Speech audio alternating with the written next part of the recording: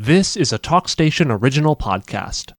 We have Senators Bobby Hanig from District 1. He's got a ton of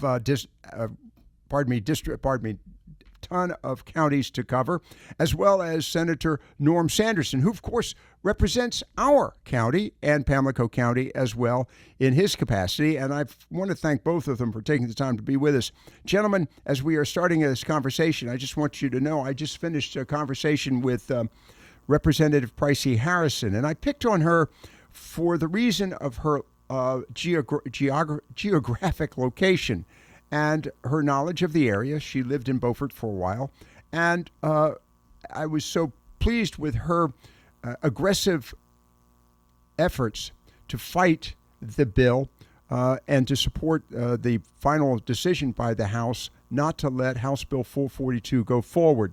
But I thought it was important that we hear what the individuals in Piedmont, North Carolina are thinking and hearing, because that is a concern. That is, we need to make sure that the state understands what the real issues are. And so I think that's important. But I want to welcome the two of you to the program and thank you for your support.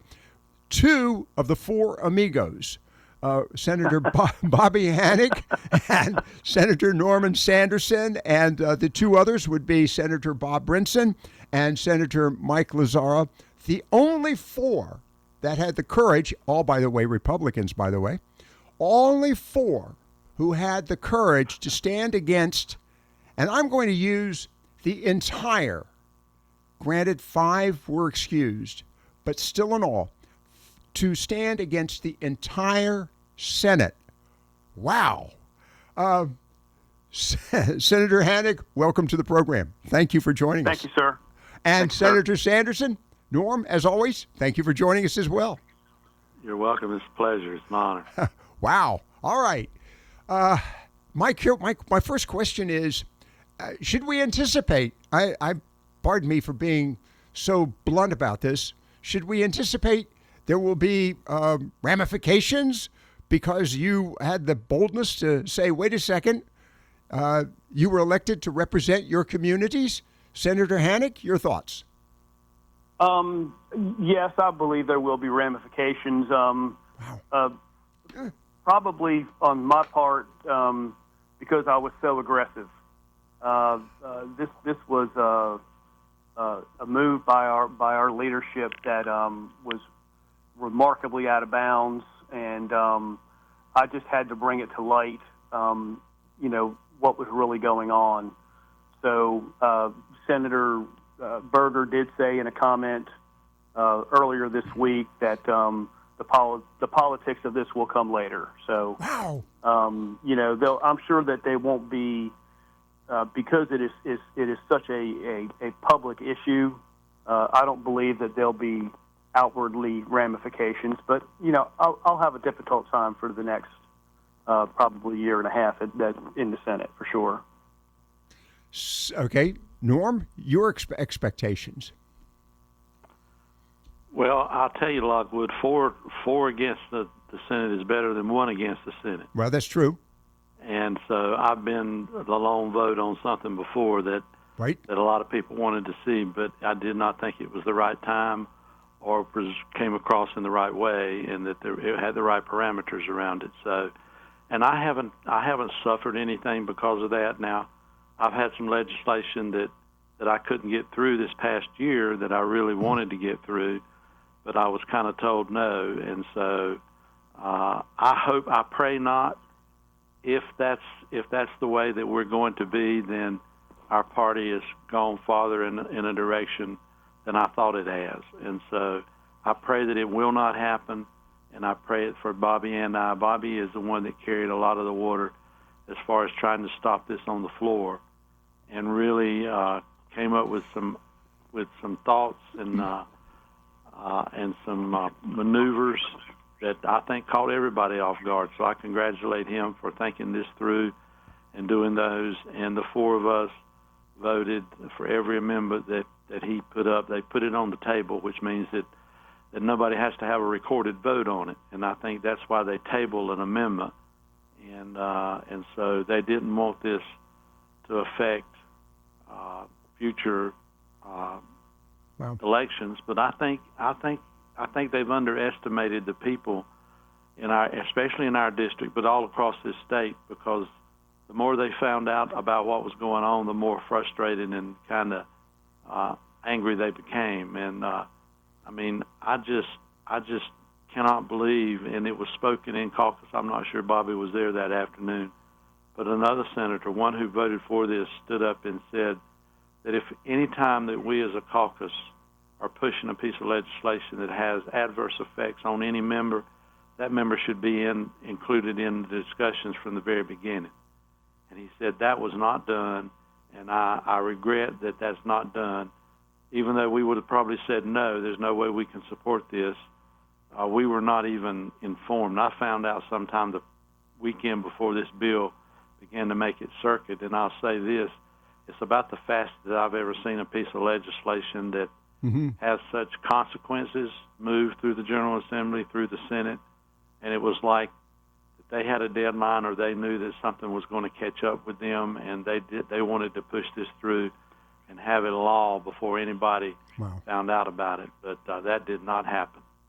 You talk about the ramifications, and of course, it obviously is a courtesy that any legislation that's going to adversely affect a member of the caucus should be informed. It's just a matter of courtesy. Senator Hanig, Bobby Hanig, with us this afternoon, who you introduced, was it 5 amendments to the motions? Yes, sir. Yes, sir. It was 5 amendments, and then a motion to divide the question. Right. So, and that the amendments were designed to better the legislation, right. Of course, and they just didn't happen.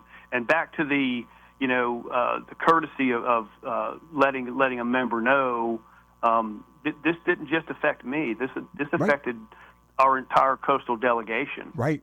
And we were all left out of it, and we were left out of it for a reason. It was, they ambushed this to try to get it through as fast as they could, so that we wouldn't have time to get our thoughts together, to get our arguments together, and to rally opposition. And I don't know how to really say this without, but right. the thing that what saved this legislation was me objecting to the third reading, because that pushed that out far enough that it pushed it into the next week, and that gave us an opportunity to rally the troops and get people informed, and it was truly remarkable to see what happened. It was remarkable. The other aspect, and Senator Hanig, you pointed this out, and I've expressed this on numerous occasions, the total lack of empathy for not only the 300 fishing families and the communities, but you said, as I recall, because we recorded your remarks, we recorded that entire session, your remarks as well, Senator Sanderson, and also Bobby Brinson's remarks as well. We aired those. We aired them shortly after you presented them. We aired them several times during the week, and we aired them over the weekend. I thought they were very important, and to that point, I want to thank you. You gave all of us a lesson in civic practice, how the legislature works. And yes, you can game it, but you worked it, and it was professional. It was excellent. But anyhow, one of the things you said, Senator Hanig, as I recall, this could devastate Hyde County's economy by 20%. Am I correct on that number? That's correct. Wow. That is correct. How pardon me for interrupting you, but how can a Senate look at any county, any community, any county, and say 20% is not worth worrying about?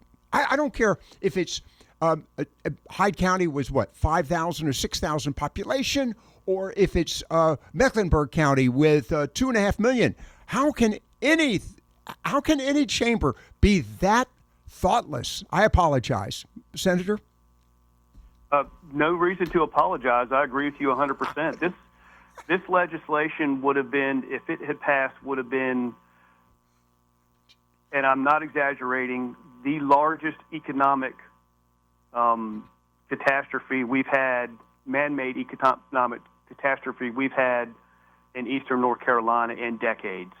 The only thing that was to pass it would be COVID. It would have been catastrophic to many of our poorest counties.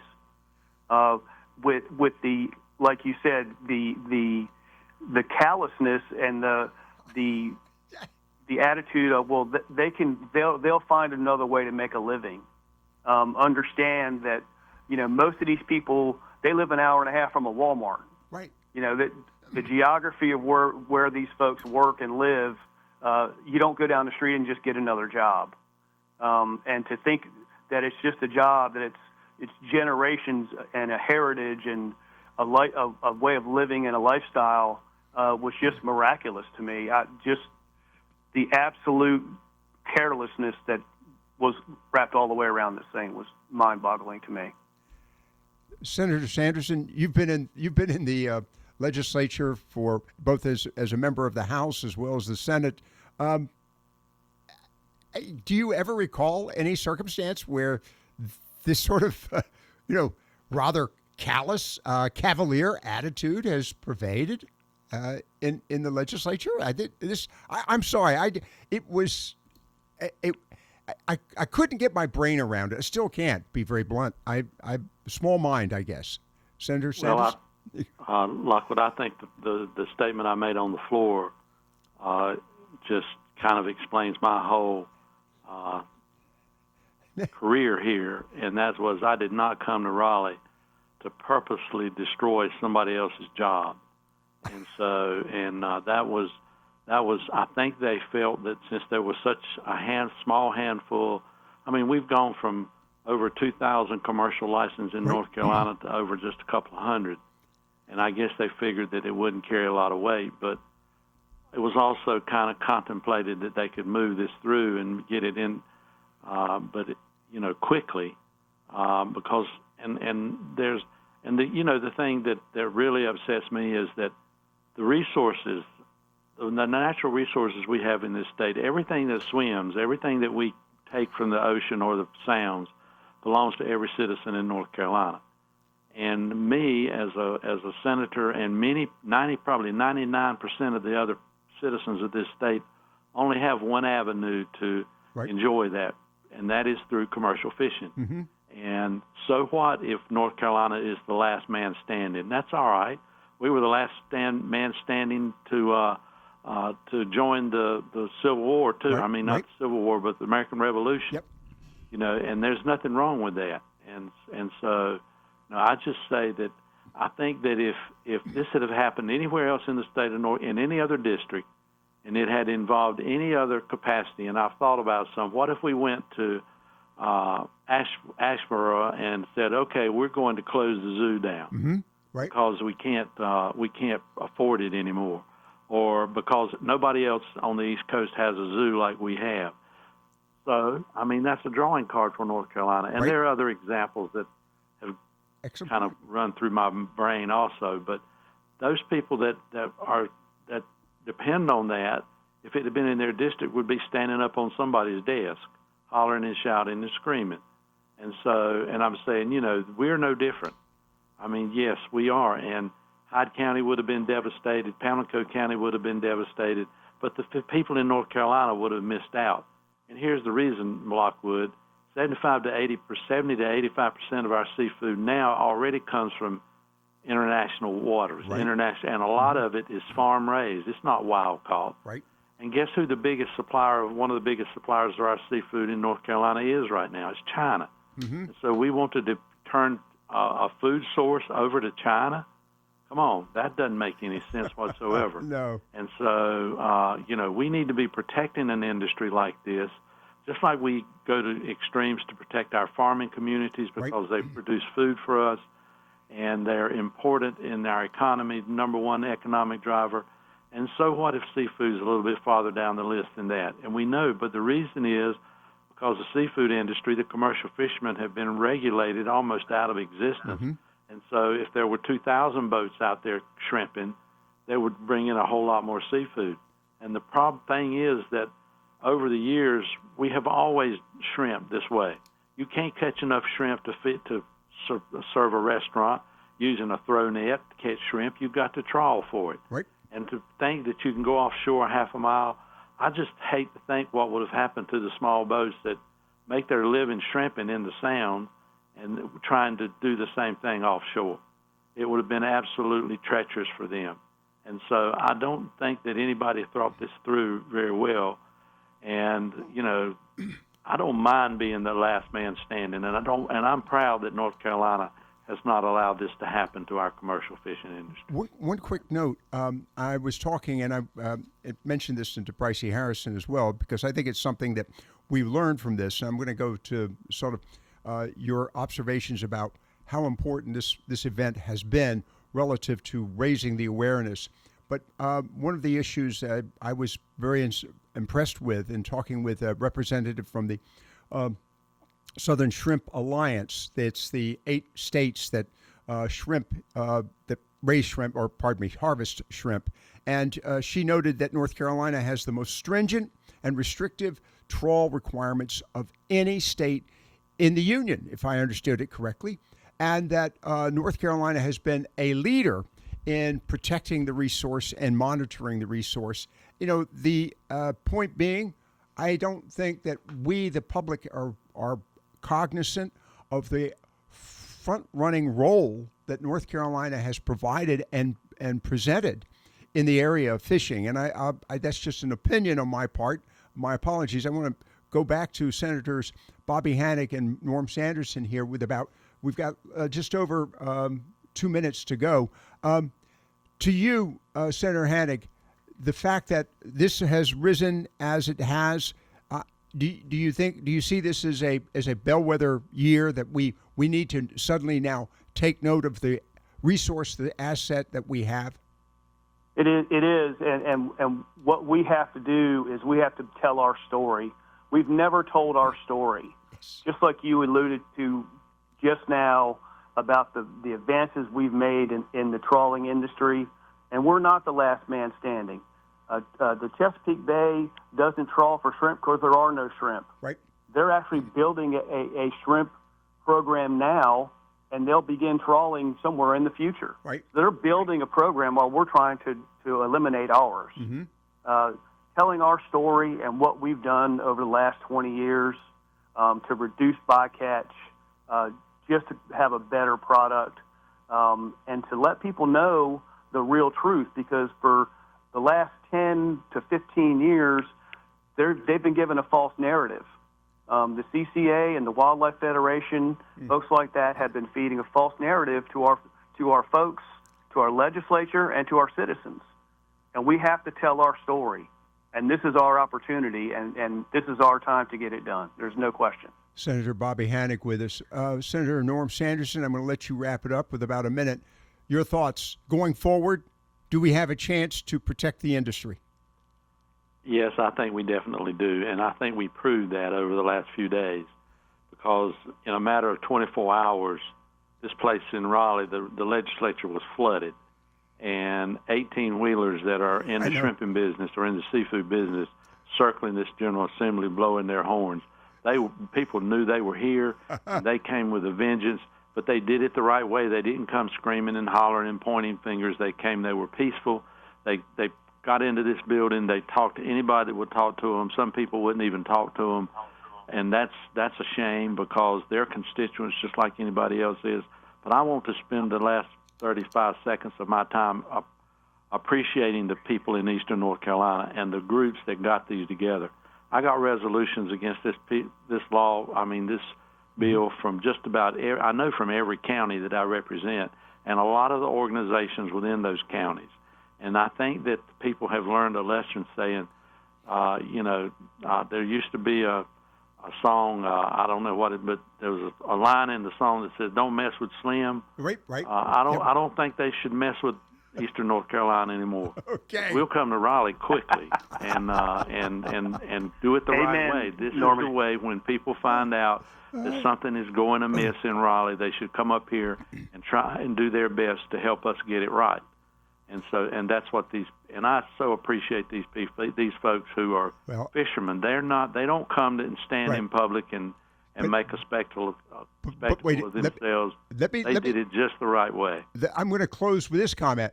On the contrary, we appreciate the four amigos, Senators Bobby Hanig, Senator Norm Sanderson, Senator Bobby Brinson, and Senator Mike Lazar, for having the courage to stand fast. Thank you.